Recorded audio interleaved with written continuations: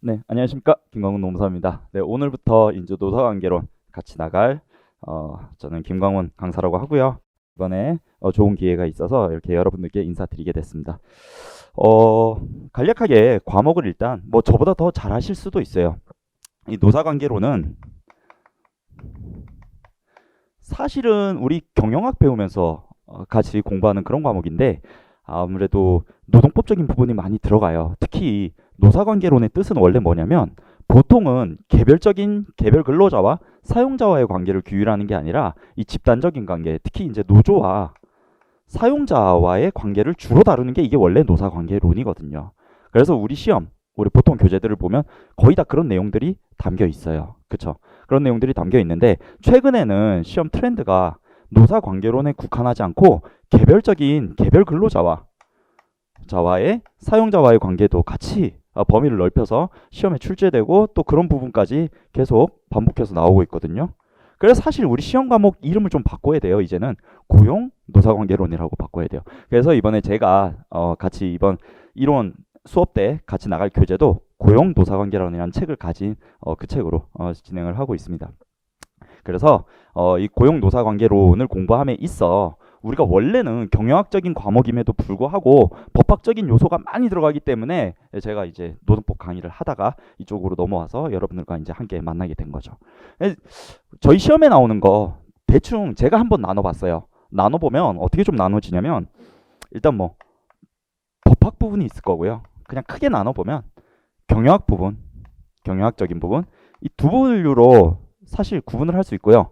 법학적인 부분은 다시 원래 노사관계론의 원래 의도, 의미인 집단적 노사관계, 즉 노동조합, 법에 관한 내용이 원래는 위주가 되고요. 최근에는 그게 아니라 개별적 근로관계에 관한 법률. 특히 여기엔 가장 대표적인 게 들어보셨을 거예요. 근로기준법.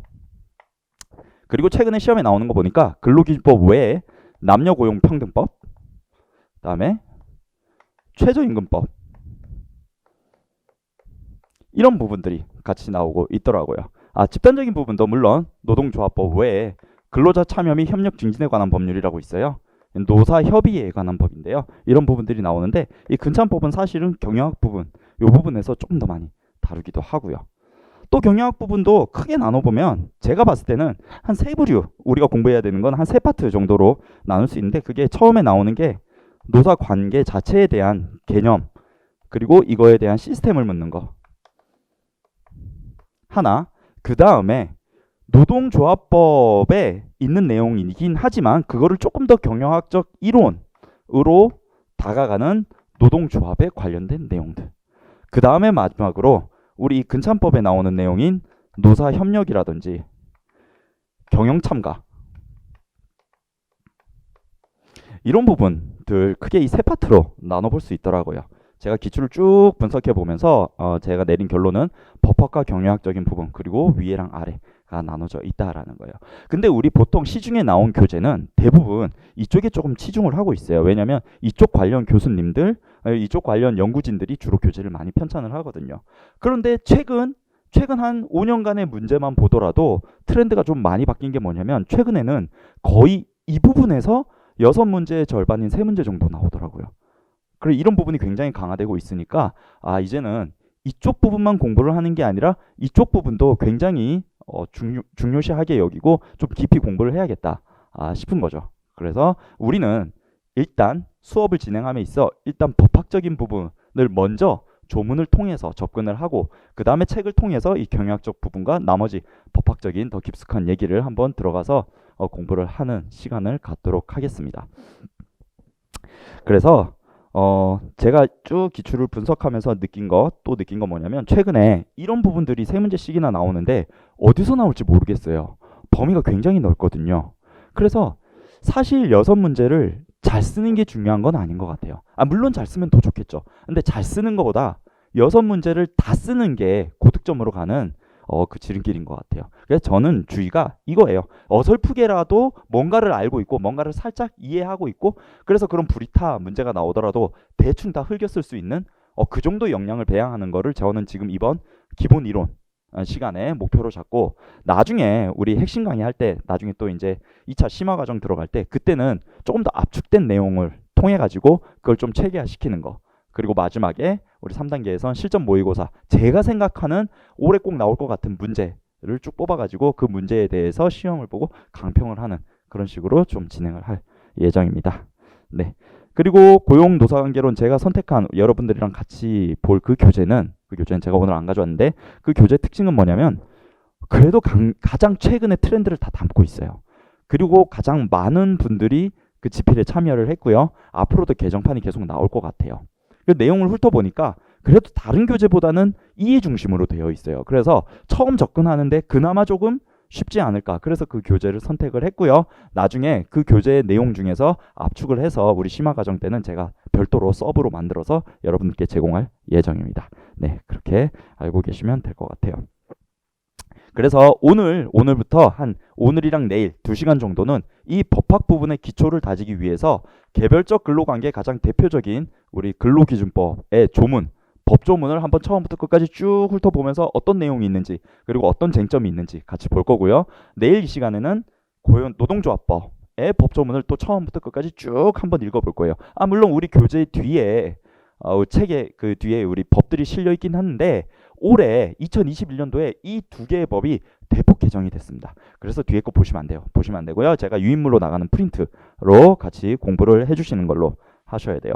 그리고 이 프린트, 이 법조문, 근로기준법과 노조법 법조문은요. 법조문 강의가 끝난 뒤에도 기본서와 함께 항상 들고 다니셔야 돼요. 내가 그때그때 찾아보면서 다시 돌아가면서 어디에 뭐 있었죠 계속 체크하면서 그런 식으로 공부를 좀 할 거기 때문에 계속 들고 다녀 주시기 바랍니다. 자, 그리고 오늘 나간 자료 중에는 제가 2007년도부터의 기출문제, 우리가 지금까지 쭉 나왔던 기출문제들을 제가 엑셀로 정리한 거를 여러분들께 드렸어요. PDF로 제공될지 엑셀로 제공될지 모르겠는데 그래서 그 부분 보시면서 대충 어떤 부분이 기출이 됐구나, 이런 부분을 대비해야 되는구나 라고 알고 계시면 되고, 제가 책이나 조문에는 그 기출된 내용을 이미 다 표기를 해놨어요. 그래서 그 내용을 같이 보면서 여러분들과 학습을 하도록 하겠습니다. 자, 이제 여기까지 소개는 마쳤고요. 거두절미하고 근로기준법, 오늘은 근로기준법 보도록 할게요. 자, 1페이지. 이 법조문 보시면 뭐 1조, 2조 하고 0, 2조, 3조 뭐 이렇게 돼 있잖아요. 제가 법조문과 중간중간에 박스 해놓고 그 법조문과 관련된 시행령을 넣어놨어요. 시행령도 사실 뭐 우리 시험에 뭐 아주 뭐 완전히 뭐 되게 많이 나온다? 이런 건 아니에요. 이런 건 아닌데 기본적으로 지금까지 기출이 됐던 거, 그리고 혹시나 앞으로 나올 수 있는 시행령 정도는 담아놨어요. 원래 여기까지 나오면 반칙이긴 한데 몇 가지 담아놨으니까 박스에 들어있는 건 시행령, 그냥 겉에 나와 있는 건 그냥 법률이라고 보시면 될 것 같습니다. 네. 자, 그래서 1조부터 먼저 볼게요. 근로기준법 1조. 이 법은 헌법에 따라 근로조건의 기준을 정함으로써 근로자의 기본적 생활을 보장, 향상시키며 균형적인 국민 경제 발전을 꾀하는 것을 목적으로 한다. 목적이 시험에 나올 일 없겠죠? X 하고 넘어갈게요. 2조 정의. 자, 이 법에서 사용하는 용어의 뜻은 다음과 같다 했습니다. 1호 근로자란 직업의 종류와 관계없이 임금을 목적으로 사업이나 사업장에 근로를 제공하는 자를 말한다 라고 했어요. 이 근로자 개념이 굉장히 중요합니다. 나중에 제가 서브에서 다시 정리해 드릴 건데 이 근로기준법상 근로자 개념, 그리고 그 밑에 나오는 사용자 개념, 벌써 우리 2010년도와 2019년도에 기출이 된 내용이죠. 뭐 근로자와 사용자의 관계를 논하시오, 뭐 근로자의 개념에 대해서 쓰시오 라고 해가지고 우리가 한번 시험에 나왔었습니다. 자, 여기 우리가 근로기준법에서 근로자 정의를 왜 해놓냐면, 이거는 이 근로기준법의 근로자에 해당한다 그러면 근로기준법의 보호 대상이 돼요. 근기법 보호 대상. 그래서 근로기준법 보호를 받을 수 있는 자냐를 가리기 위해서 이 정의를 적어 놓은 거예요. 그래서 이 정의에 해당하는 사람이면 근로기준법에서 나오는 모든 혜택을 누릴 수 있어요. 그래서 뭐 연차 휴가도 받아야 되고요. 최저임금 이상도 당연히 받아야 되고, 연장 야간 휴일 근로수당도 받아야 되고, 뭐 그다음에 주휴수당도 받아야 되고. 그런데 만약에 여기에서 말하는 이 근로자에 해당하지 않는다면 그런 근로기준법에 나와 있는 혜택을 하나도 누릴 수가 없어요. 그래서 이 사람이 근로자인지 아닌지 판단하기 위해서 이 정의가 있는 거고요. 근로기준법에선 가장 중요한 조문 중에 하나죠. 그러면 근로자가 아니면 뭔데? 라고 봤을 때 우리가 근로자가 아니면 그냥 독립사업자라고 많이 부릅니다. 그러니까 여러분들 이해하기 쉬우면은 이런 말로 많이 불려요. 프리랜서.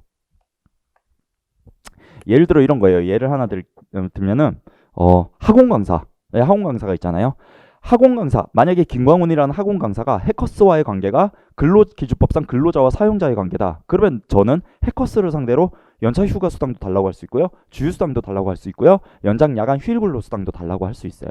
근데 만약에 나랑 해커스와의 관계에 있어서 내가 근로기준법상 근로자가 아니라 단지 그냥 프리랜서에 불과하다면 저는 근로기준법에 나와 있는 내용 하나도 해커스를 상대로 뭔가 이의를 제기하거나 문제를 제기하지 못하는 거예요. 학원 강사가 특히 이런 문제가 많이 생기고요. 또 어디 가면 많이 볼 수 있냐면 헬스장 가면 헬스 트레이너들도 이런 중간에 딱 끼어 있어요. 어떻게 보면 근로기준법상 근로자가 될 수도 있고 어떻게 보면 프리랜서가 될 수도 있는 거죠. 또 미용실에 가도 있어요. 헤어 디자이너 분들. 저는 그런 사건들 되게 많이 하거든요. 미용사도 딱 보면은 디자이너 분들 선생님들도 어떻게 보면 근로기준법상 근로자가 될 수도 있을 것 같은데 또 한편으로 보면 독립사업자가 될 것 같기도 해요. 근데 우리 법조문에는 꼴랑 이렇게 써 있거든요. 직업의 종류와 관계없이 임금이라는 걸 목적으로 사업장에서 근로를 제공하는 사람이면 모두 근로자에 해당하는 것처럼 되어 있어요. 근데 여기에 숨어 있는 단어가 있어요. 근로를 제공하는데 그냥 근로를 제공하는 게 아니라 이런 단어가 숨어 있어요. 종속적인 관계에서 근로를 제공하면 이거는 근로자고요. 그게 아니라 대등한 관계에서 근로를 제공하면 이거는 독립사업자가 되는 거예요. 예를 들어서 뭐 이런 거예요. 미용실에 갔는데 그 미용실의 헤어 디자이너가 그 헤어샵의 원장님의 지시 감독을 받아서 뭔가를 다 한다. 그러면 그 사람은 근로자인 거예요. 그런데 그게 아니라 뭐 출퇴근 시간도 내 맘이고 내 고객이 있을 때만 난 나와서 머리를 자르면 되고 내가 나중에 뭐 뒷정리도 할 필요 없어. 그리고 내가 그 고객을 자른 거에 대해서 수익을 그냥 배분해서 나눠 갖는 거야. 장소 대여 개념으로. 그렇게 가면은 독립사업자 쪽으로 가는 거예요. 그러니까 그림으로 그리면 그런 거죠. 근로기준법상 근로자가 되려면 이 사용자와 근로자와의 관계가 이렇게 돼야 되는 거고 대등한 관계라면은 누가 누구한테 지시 감독할 수 없는 어떻게 보면 동업 관계로 볼 수 있는 거죠. 이런 관계에서는 독립사업자가 되는 거죠. 제가 가장 대표적인 거잖아요. 저는 지금 경영지도사 강의를 하러 여기 왔지만 해커스에서 저에게 뭐 이래라 저래라 지시를 하고 뭐 수업은 그렇게 해, 교재는 뭐를 써, 뭐 너 강의 시간은 무조건 이 시간에 해. 이런 거 저한테를 따로 말을 안 한단 말이에요. 즉 저에게 지시 감독을 하지 않아요. 그러면 저는 대등한 관계에서 하고 저는 프리랜서에 해당하니 근로기준법에 나와 있는 각종 수당들이라든지 뭐 퇴직금이라든지 뭐 휴가를 달라고 한다든지 그런 거를 전혀 못 한다는 거죠. 그렇죠? 그래서 이 2조 1호의 개념은 이런 개념이에요. 그래서 근로기준법상 근로자가 되려면 무조건 뭐가 있어야 된다? 종속적인 관계에서 근로를 제공해야 된다. 거기에 종속적인 관계, 종속관계라고 써두세요. 종속관계 써두시고 종속관계 이퀄 그냥 지시 감독이 있냐 없냐 요걸로 일단 단순하게 판단하시면 돼요. 근데 제가 나중에 이 부분에 대해서 조금 더 깊게 말씀을 드릴 거예요. 우리가 여기 이 사람이 근로기준법상 근로자인지 아니면 프리랜서인지 가르는데 사실은 13가지 정도의 요소가 있어요. 그걸로 가르는데 그냥 일단 가장 중요한 게 메인이 이거니까 이것만 알아두시고 조문 단계에선 나중에 제가 다시 한번 설명을 드릴게요.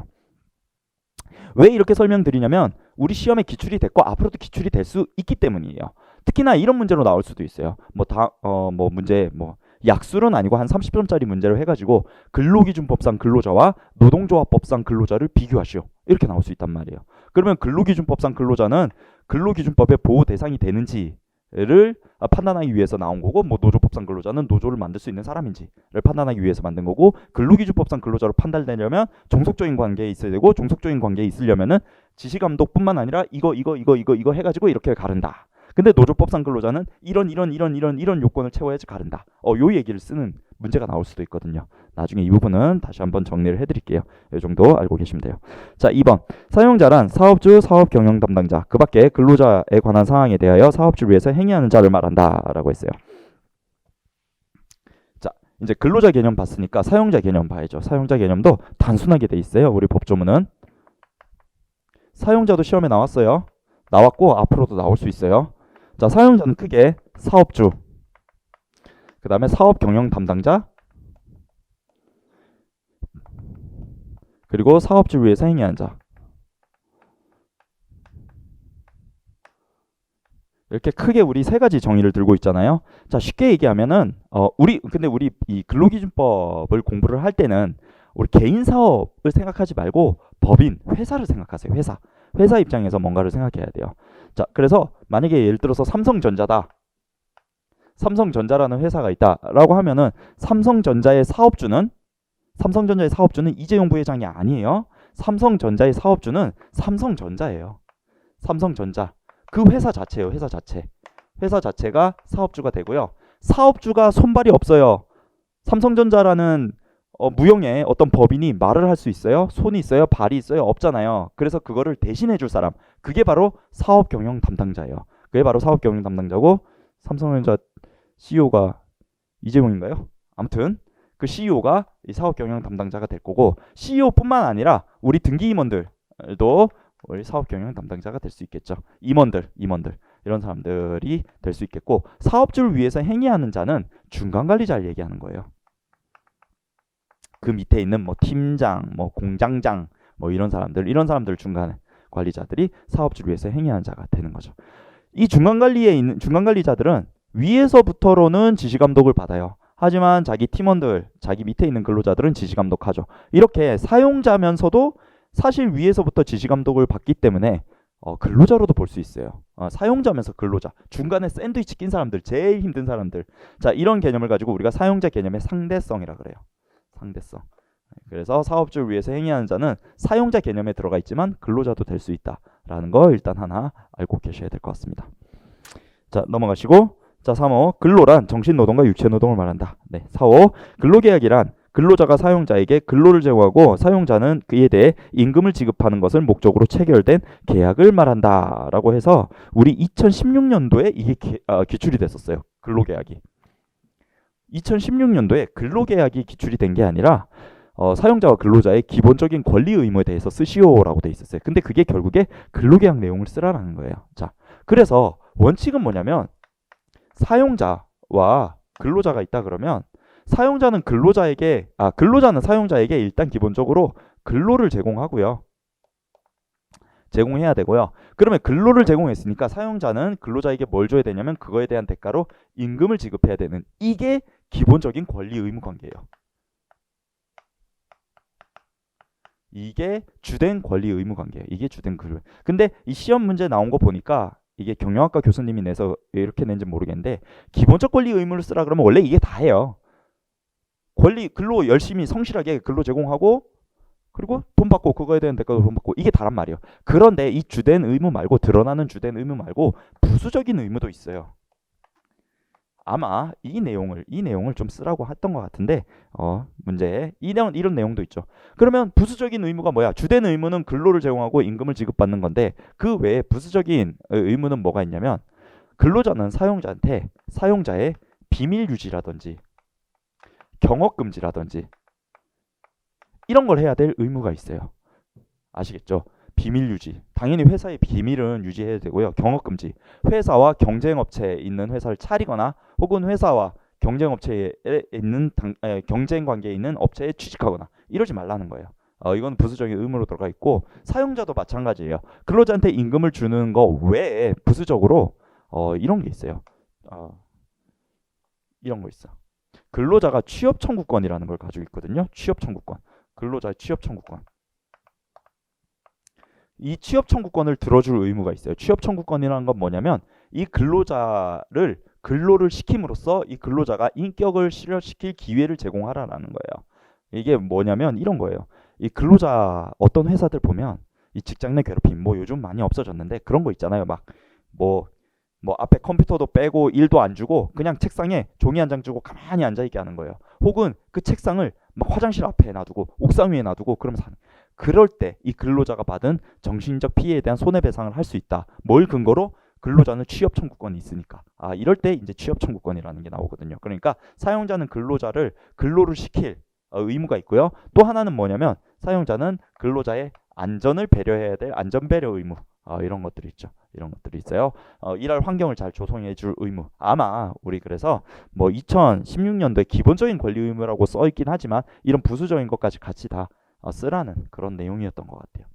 알고 계셔야 되고요. 나중에 뭐 저희 시험이 거기까지는 안 나올 것 같은데 네, 일단 이렇게 요 정도만 알아두시면 될 것 같습니다. 자, 5번 임금이란 사용자가 거기 밑줄하세요. 근로의 대가로 지급한 모든 금품을 말한다. 이게 중요해요. 자, 왜 중요하냐면 임금이냐 아니냐를 가리는 게 여러분들 기본적으로 알고 계셔야 돼요. 그래서 사용자가 뭔지 모르겠는데 근로자에게 지급한 한 금품이 있어요. 사용자가 근로자한테 돈을 줬대요. 그럼 그 돈 무조건 다 임금이냐? 아니라는 거예요. 이 중에서 임금이 되려면 반드시 근로의 대가로 나가야 돼요. 그러니까 여러분들 지금 임금 이러면 머릿속에 근로의 대가 이게 머릿속에 딱 있어야 돼요. 임금, 근로의 대가. 그럼 임금이 아닌 건 뭔데? 임금이 아닌 거. 근로의 대가가 아닌 건 뭔데? 라고 했을 때 이런 것들이에요. 일시적, 호의적, 임시적, 호의적, 실비변상적. 이런 것들은 임금이 아니에요. 뭐 예를 들면 일시적, 임시적으로 나가는 건 그런 거죠. 그냥 올해 우리 회사 되게 잘 됐어요. 그 뭐 규정엔 그런 게 없어. 우리 회사가 갑자기 올해 매출이 엄청나게 많이 뛰어가지고 돈을 많이 벌었어. 기분 좋아. 야, 성과급 100만 원씩 줄게. 팍 뿌렸어. 그럼 이거는 한 번 주는 거지 계속 줘야 되는 의무가 있는 게 아니고 그냥 사용자가 기분 좋아서 줬잖아요. 이런 경영성과급 같은 경우는 임금이 아니에요. 임금인지 임금이 아닌지 가리는 가장 큰 이유는 뭐냐면 임금이면 퇴직금에 들어가야 되거든요. 여러분 나중에 뭐 대부분 직장 다니시겠죠? 직장 나와서 퇴사할 때 퇴직금에 들어간 돈이냐 안 들어간 돈이냐는 임금이냐 아니냐로 갈리는 거예요. 그럼 이런 돈 이렇게 한 번에 그냥 기분 좋다고 준 돈 임금 아닐 거예요. 자, 호의적으로 준 돈 대표적인 게 경조사비 같은 걸 거예요. 뭐 내 결혼식이에요. 결혼식이라서 회사에서 축의금 50만 원이 나왔어요. 그럼 그거 임금이냐? 그 퇴직금에 넣어야 되냐? 아니라는 거예요. 호의적으로 준 건 근로의 대가가 아니라는 거예요. 자, 12변상적이라는 얘기는 이거예요. 내 돈 내가 받는 거예요. 내가 오늘 뭐 예를 들어서 부산에 출장 갈 일이 있어요. 그래서 내 돈 내고 기차표 KTX 끊어가지고 가서 내 돈 내고 점심 먹고 올라와서 비용 청구했어요. 그때 받는 돈. 그게 바로 실비변상이에요. 이건 임금이 아니라 내 돈이죠. 자, 요런 것들은 임금에 들어가지 않는 돈이에요. 그래서 임금은 무조건 이런 것들이 아니라 근로의 대가로 가는 돈이다 라는 거 요거 하나 알고 계셔야 될 것 같아요. 자, 넘어갈게요. 평균임금. 평균임금이란 이를 산정하여야 할 사유가 발생한 날 이전 3개월 동안 그 근로자에게 지급된 임금 총액을 그 기간의 총일수로 나눈 금액을 말한다. 근로자가 취업한 후 3개월 미만인 경우에도 이에 준한다 라고 되어 있어요. 자, 평균임금이 바로 우리 퇴직금을 산정하는 기초 산정 기준이 되는 거죠. 그렇죠? 퇴직금의 산정 기준. 자, 그래서 평균임금은 이렇게요. 평균임금은 자, 이 사람이 여기에는 총일수가 들어갈 거예요. 총일수. 3개월간 요 위에는 3개월간 총 받은 총임금. 그래서 3개월간 받은 총 금액에서 3개월간 받은 총 일수로 나누면 평균 임금이 나와요. 그러면 이건 뭐가 나오겠어요? 일당이 나오죠. 일당. 총 일수. 임금을 총 일수로 나누니까 하루 얼마인지 평균이 나올 거 아니에요. 일당이 나올 거 아니에요. 이 일당에 31분을 곱하면 뭐가 되는 거예요? 퇴직금이 되는 거예요. 퇴직금이 되는 거예요. 그래서 예를 들면 이런 거죠. 예를 들어서 갑이라는 근로자가 A라는 회사에 2021년 1월 1일 날 입사를 했어요. 월급 100만 원씩 받기로 했어요. 자, 근데 이 친구가 2021년 12월 31일까지 딱 일하고 퇴사했어요. 1년 일했으니까 뭐가 발생해요? 1년 일하면 퇴직금이 발생해요. 근데 퇴직금 뭘로 줘야 돼요? 평균임금 계산해서 평균임금에 31분을 곱해서 줘야 돼요. 이 사람의 평균임금 어떻게 곱해요? 자, 이 사유가 발생한 날 이전 3개월간. 그럼 언제부터? 10월 1일부터죠. 10월 1일부터. 이 사람이 받은 총액 얼마예요? 10월 급여 100만 원, 11월 급여 100만 원, 12월 급여 100만 원 해서 총 300만 원 받았을 거고 총 일수 며칠이에요? 31일, 30일, 31일 해서 92일 하면은 32,000 얼마 나오거든요. 이거에다가 31분을 곱하면 한 98만 얼마가 나와요. 그럼 이게 이 사람의 퇴직금인 거예요. 이렇게 계산하는 거예요. 자, 평균임금은 다시 제가 강조하는 건 평균임금은 주로 퇴직금 산정하는 데 쓰이는 거고 계산 방법은 이렇게 간다라는 거 알고 계셔야 될 것 같습니다. 평균임금은 퇴직금 말고도 쓰이는 데가 여러 군데가 있어요. 평균임금은 어디에 또 쓰이냐면 평균임금 퇴직금에도 많이 쓰이지만 퇴직금 말고 재해보상금에도 쓰여요. 재해보상금. 산재에서 나오면 그거를 재해급여라고 그러거든요. 산업재해급여라고 그러거든요. 재해급여. 재해보상할 때 많이 쓰여요. 거기서 나와 있잖아요. 뭐라고 돼 있냐면 그 조항에 근로자가 취업한 후 3개월 미만인 경우에도 이에 준한다. 이게 뭔 말이냐면 퇴직금 산정할 때 뭐 1년 이상 했을 때 이래 하는 건데 이렇게 가다가 입사한 지 한 달밖에 안 됐어요. 입사한 지 한 달밖에 안 됐는데 여기서 업무상 재해 다쳤어요. 그래서 산재 보상을 신청하려고 해요. 근데 평균 임금 어떻게 내냐면 3개월간을 평균해서 낸대요. 근데 1개월밖에 일을 안 했는데 어떻게 3개월을 내냐? 그럼 요 기간만 가지고 평균을 해서 내는 거예요. 그렇게 낸다는 거. 그게 거기에 3개월이 안 돼도 준한다. 라는 개념인 거예요. 자, 근데 거기 밑에 보시면 그 밑에 박스 보세요. 박스. 평균 임금 계산에서 제외되는 기간과 임금이 있어요. 평균 임금 계산에서 제외되는 기간과 임금. 이게 뭐냐면 뭐 밑에 또 오른쪽 넘어와서 쭉 보시면 뭐 수습 중인자, 뭐 휴업한 기간, 출산 휴가 기간, 육아휴직 기간, 예비군 기간 이런 기간들 쭉 있거든요. 이 기간은 평균 임금 계산에서 뺀다는 거예요. 왜냐면 이 기간들은 뭐냐면 근로자 귀책 사유가 없는 기간들이에요. 근로자가 잘못한 기간이 아니고요. 근로자의 정당한 권리 행사라든지 사업주가 지사정으로 뭔가 일을 안 시킨 그런 내용들이거든요. 즉 근로자 잘못이 아닌 기간인데 이 기간이 들어가 버리면 퇴직금이 훅 떨어져요. 그러니까 요 기간 빼고 나머지 그 전 기간을 가지고 퇴직금을 산정하라는 거예요. 그래서 평균임금 계산에서 제외되는 거예요. 뭐 예를 들면 이런 거예요. 뭐 여기서부터 근로를 했는데 여기 이제 퇴사를 하려고 해요. 근데 퇴사 직전에 이 사람이 3개월 동안 90일 동안 출산휴가를 갔어요. 출산휴가를 갔어요. 그럼 이 사람 퇴직금 어떻게 계산해요? 이 이전 3개월간의 임금 받은 총액, 지급 총액이 얼마예요? 출산휴가 갔으면요. 국가에서 돈이 나오고요. 실제로는 근로자한테 회사가 줄 돈은 국가에서 나온 지원금보다 조금 더 차액이에요. 그럼 이 사람의 원래 받던 임금이 아니라 훅 줄어가지고 계산이 될 거 아니에요. 혹은 이 사람이 이전 3개월 동안 육아휴직을 썼대요. 육아휴직 갔다 와서 바로 퇴사를 했대요.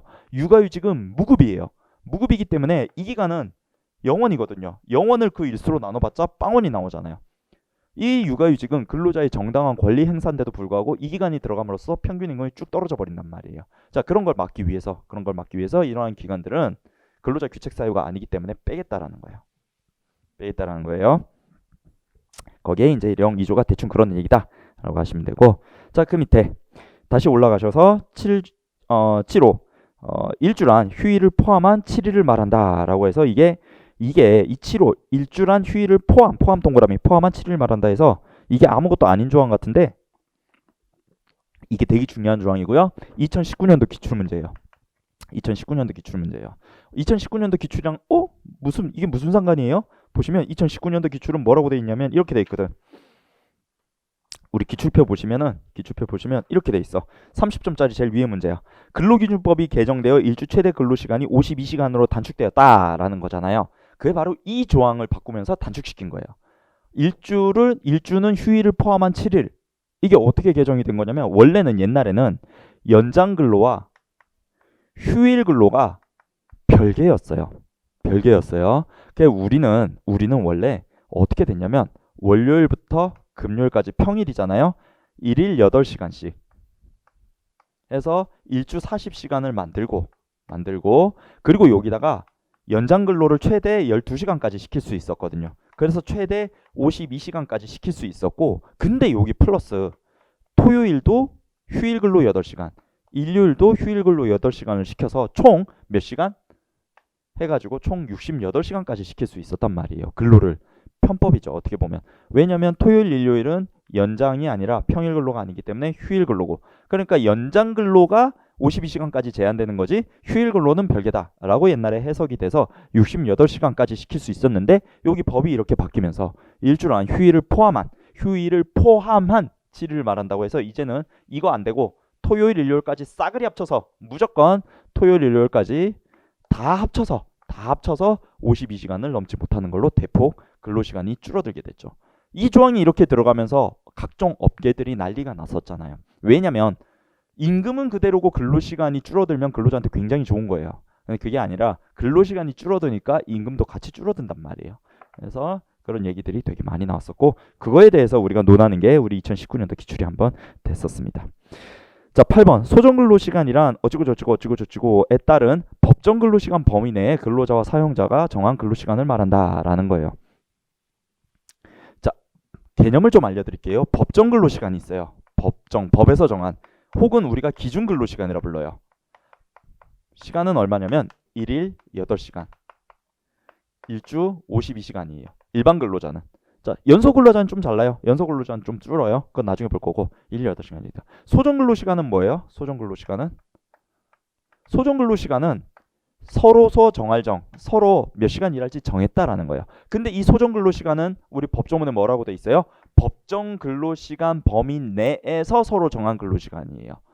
그래서 어떤 사람들이 우리 회사는 하루에 9시간 일하는데요. 9 to 7 해가지고 9 to 7 해가지고 하루에 9시간 일하는데요. 그런데 그러면 그 회사는 소정 근로시간이 9시간이 아니라 소정 근로시간은 8시간이고 거기다 뭐가 있는 거예요? 소정 근로시간이 아니라 연장 시간 1시간이 있는 거죠. 그렇죠? 소정 근로시간은 이 시간을 넘지 못해요. 자, 9번. 단시간 근로자란 일주 동안의 소정 근로시간이 그 사업장의 같은 종류의 업무를 종사하는 통상 근로자의 일주 동안의 소정 근로시간에 비해서 짧은 근로자다. 이런 거 상식이죠, 상식. 자, 2번.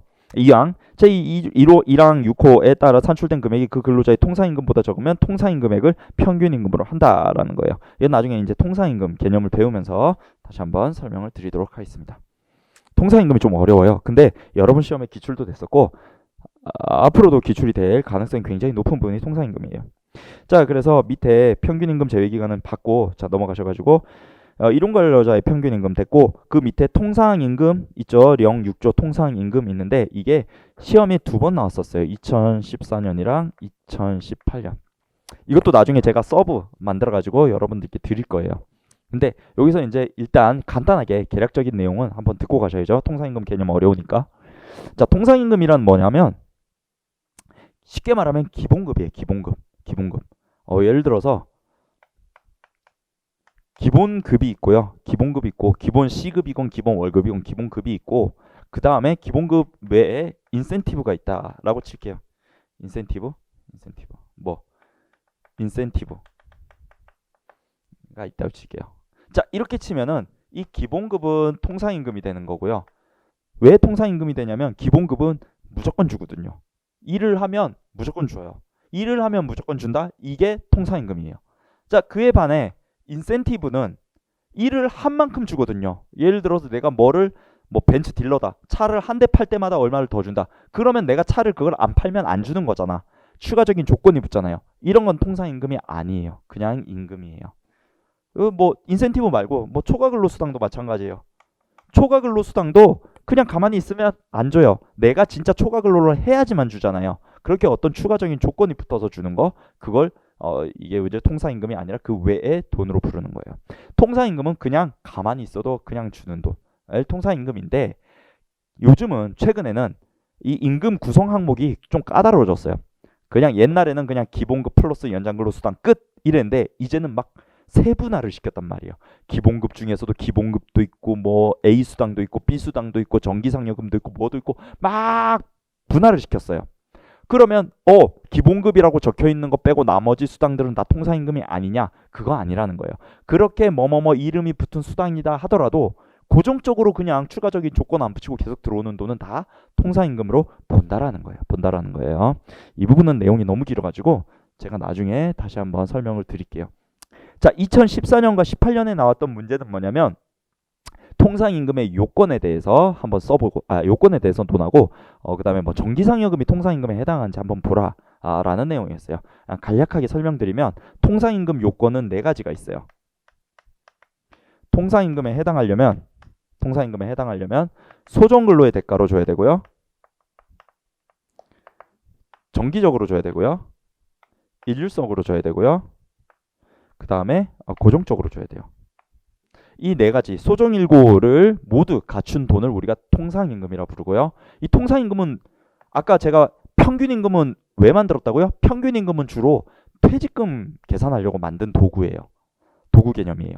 통상임금은 주로 뭐 계산하려고 만든 개념이냐면 연장 야간 휴일근로 가산수당 계산하려고 1.5배 하는 거 가산수당 계산하려고 만든 개념이에요. 그래서 내가 오늘 회사를 다니는데 오늘 2시간을 야근을 했다. 난 2시간치 돈을 더 받아야 되는데 뭘 기준으로 더 받냐? 통상임금 기준으로 1.5배 해서 더 받아야 되는 거예요. 그러려고 만든 개념이에요. 자, 이 통상임금에 해당하려면 4가지를 갖춰야 되고 통상임금이 크면 클수록 근로자들은 굉장히 좋겠죠. 전체 비중 중에서. 자, 소정근로의 대가라는 건 뭐냐면 아까 소정근로 제가 뭐라 그랬어요? 법정 근로시간 범위 내에서 이루어진 서로 정한 근로시간이라고 그랬잖아요. 그래서 소정근로의 대가라는 얘기는 초과근로의 대가는 통상임금에 들어가지 않는다라는 거예요. 연장근로수당, 야간근로수당, 휴일근로수당, 고정연장근로수당, 고정야간수당 이런 것도 다 안 들어간다라는 거예요.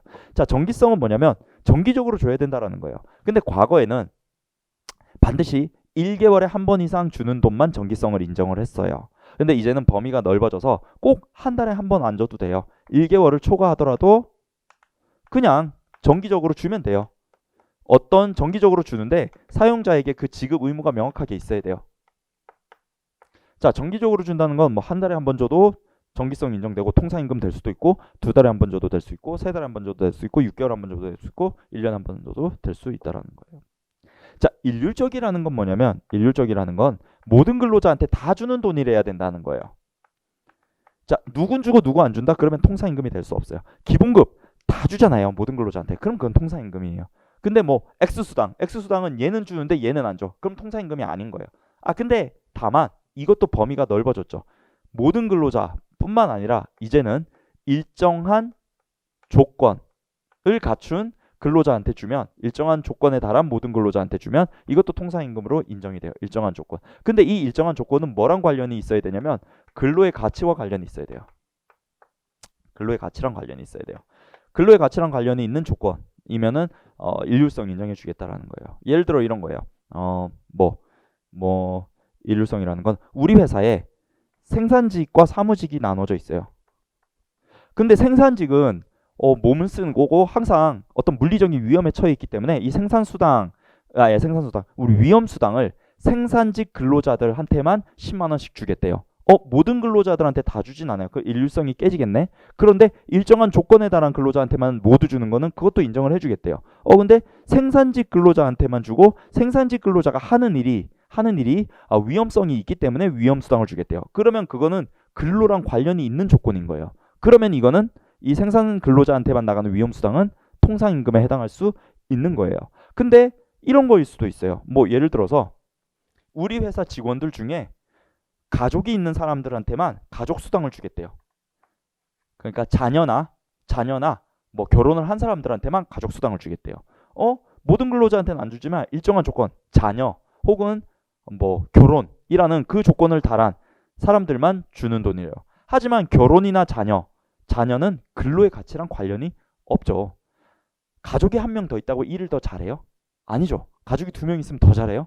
아니에요. 근로의 가치랑 관련이 없는 조건이에요. 그럼 이거는 이런 부양가족한테 주는 가족수당 같은 경우에는 일률성이 없는 거예요. 그럼 통상임금에서 빼야 되는 거예요. 고정적이라는 거는 추가적인 조건을 붙이지 말고 무조건 주라는 거예요. 추가 조건을 붙이지 않는 그런 내용들을 이제 우리가 고정성이 있다라고 얘기를 하는 거예요. 요거 쓰라는 게 한번 기출이 됐었고요. 여기 플러스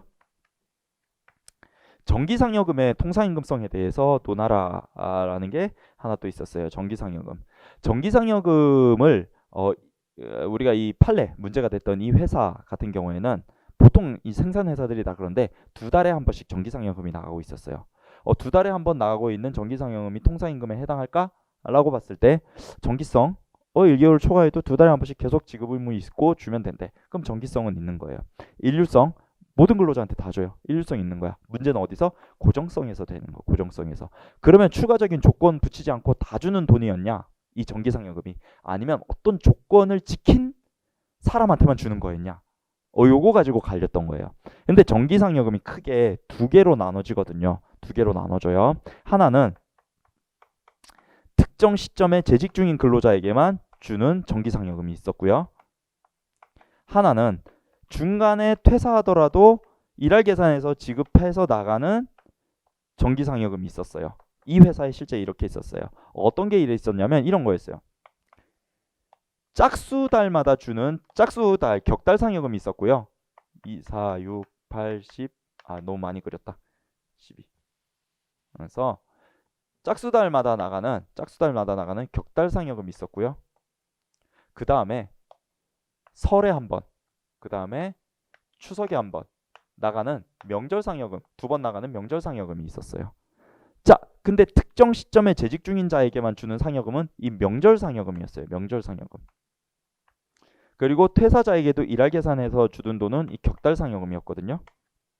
격달상여금이었어요. 자, 근데 이 격달상여금은 어떻게 나갔냐면 내가 뭐 2월 말에 한 번 나가는 건데 예를 들어서 1월 말까지만 일하고 퇴사한다? 그러면 원래 나갔어야 된 상여금의 절반은 챙겨줬다라는 거예요. 이렇게 일할 계산해서 나갔다라는 거고 이 위에 명절상여금은 딱 설날 추석날, 그 전날 있는 사람만 줬다라는 거예요. 있는 사람만. 그래서 이 특정 시점에 재직 중인 자에게만 주는 돈은 우리가 고정성이 인정이 되지 않았던 이유는 뭐냐면 이 날에 재직을 안 하면 안 주는 거예요. 그러니까 이때 퇴사해도 안 주고 이때 퇴사해도 안 주고 꼭 이날 있어야지만 준다라는 거예요. 그러니까 전날 꼭 있어야 된다라는 추가적인 조건이 붙었다라는 거죠.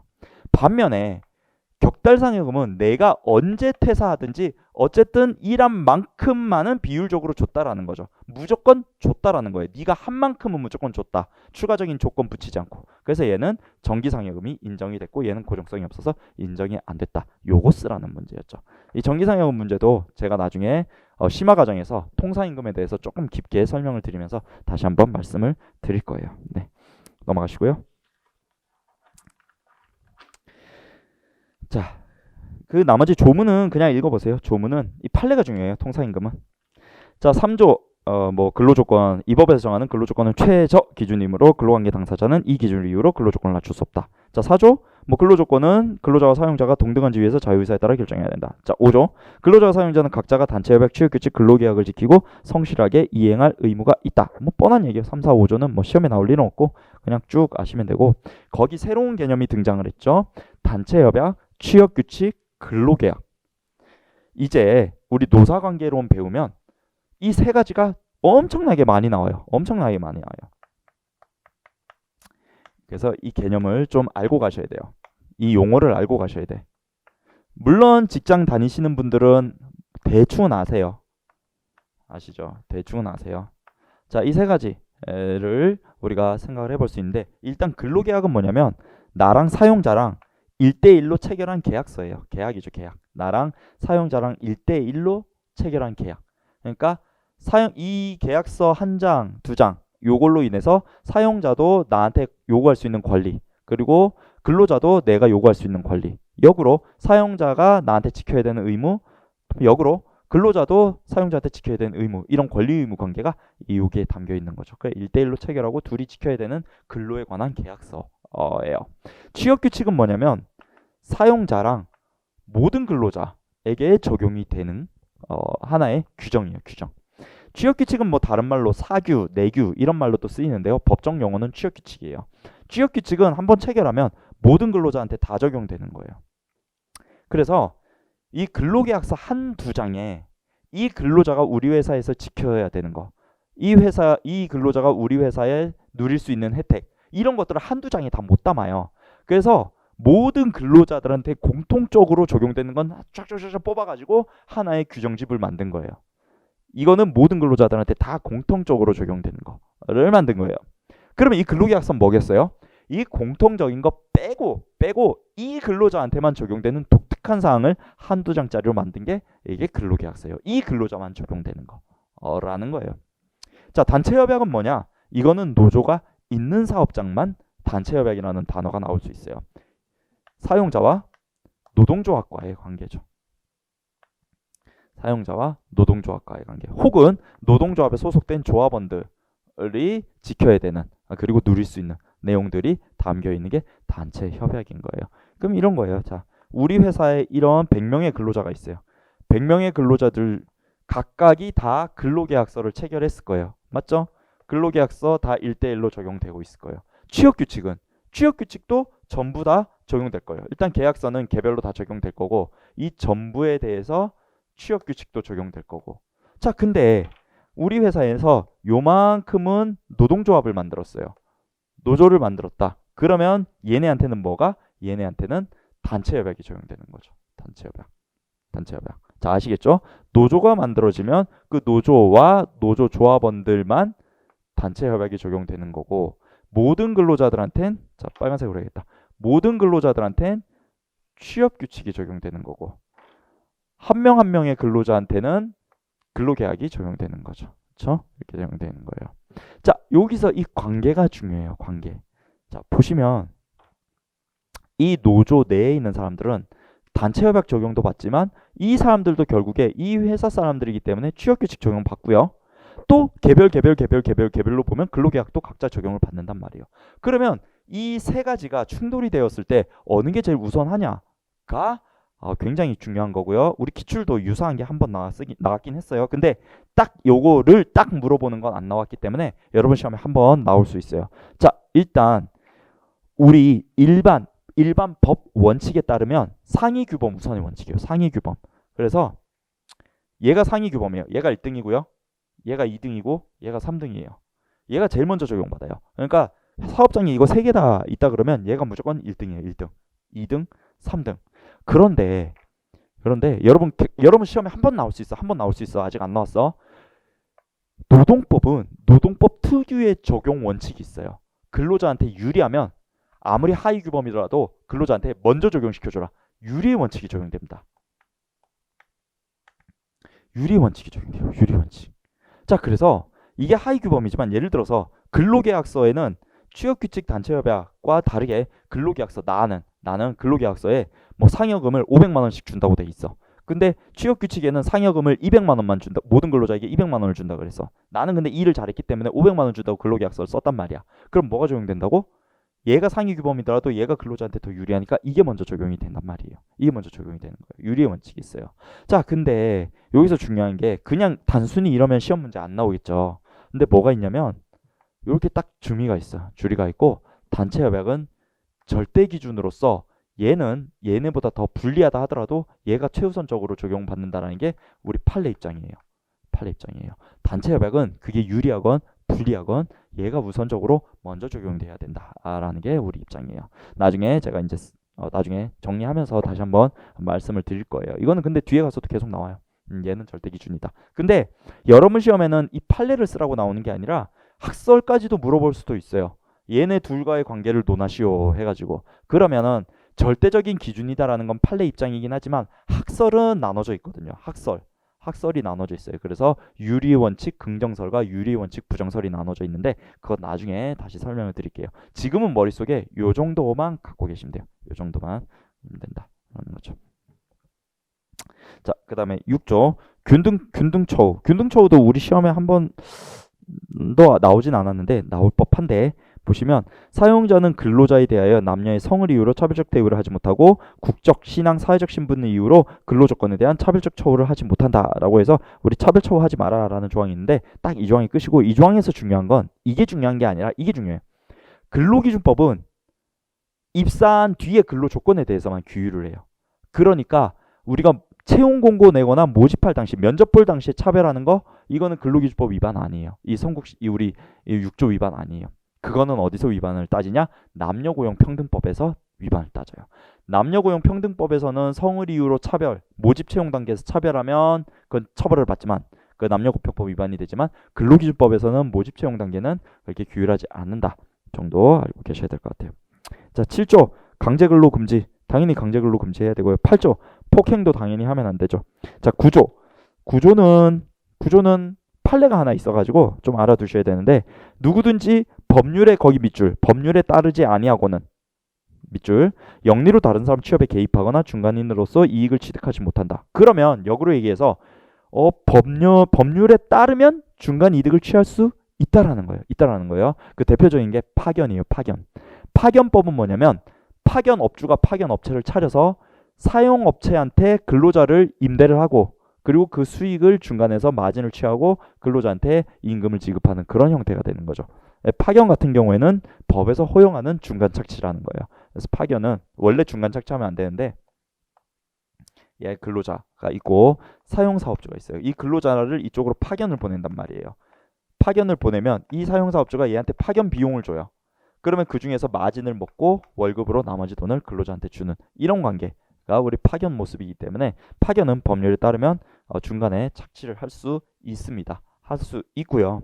또 중요한 거는 거기에 다른 사람이 취업에 개입했는데 판례 중에 이런 게 있어요. 뭐 알아만 두세요. 노조 간부였어요. 노조 간부였는데 좀 힘이 좋은 간부였어요. 힘이 굉장히 세력이 넓은 간부였는데 친구 아들이 취직을 못하고 있는 거예요. 그러니까 친구한테 얘기해. 야, 니 나한테 5천만 원만 가져와. 내가 네 아들 우리 회사 꽂아줄게. 그런데 이 친구 아버지가 너무 급하니까 돈을 줬겠죠. 근데 돈을 줬는데 이 친구가 실제 이 아들을 꽂아주지 않았어요. 근데 나중에 이게 우리 구조 위반으로 해가지고 이제 저 법원까지 갔죠. 법원까지 갔는데 이 노조 간부가 하는 얘기가 이거예요. 나는 돈은 받았지만 꽂아주진 않았다. 그러니까 나 구조 위반 아니다. 왜냐면 이 구조 위반이 형법보다 더 세거든요. 이 5년 이하의 징역 5천만 원 이하의 벌금이에요. 그러니까 나는 돈은 받았지만 꽂아주진 않았다. 그러니까 나 구조 위반 아니다. 라고 얘기했던 거죠. 그러니까 법원이 뭐라 그래요? 야, 니 더 나쁜 놈이야. 니 더 나쁜 놈이네 이 새끼. 이러면서 야, 돈만 줘, 니 돈만 받아도 니 돈만 먹어도 니 이거 위반인 거야라고 해가지고 이 기소에 해당했다라는 그런 판례가 있습니다. 알고 계셔야 되죠. 자, 10조 넘어가셔서 공민권 행사의 보장에서 사용자는 근로자가 근로시간 중에 선고권 그 밖에 공민권 행사 또는 공의 직무를 집행하기 위해 필요한 시간을 청구하면 거부하지 못한다. 다만 그 권리 행사나 공의 직무를 수행하는데 지장이 없으면 청구한 시간을 변경할 수 있다. 거부는 못하는데 변경할 수 있대요. 뭔 말이냐면 뭐 이런 거죠.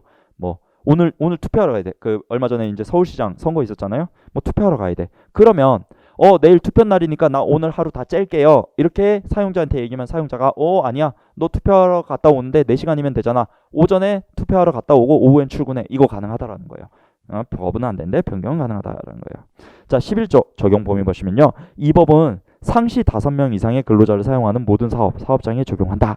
라고 있고 다만 동거하는 친족만 사용하는 사업 동에 세모하시고요. 가사 사용인 가 세모하시고요. 제가 부정적인 건 세모를 할 거예요. 긍정적인 건 동그라미를 하더라도 자, 동가는 근로기준법 적용받지 않아요. 그래서 가사 사용인, 가사 도우미는 근로기준법에 있는 혜택을 누릴 수 없어요. 동거하는 친족만 사용하는 사업, 가족 사업이죠. 가족 사업에도 근로기준법 적용 안 돼요. 다만 유의하셔야 되는 게 뭐냐면 동거하는 친족 플러스 모르는 사람 한 명이라도 있으면 이거는 근로기준법 적용 된다라는 거예요.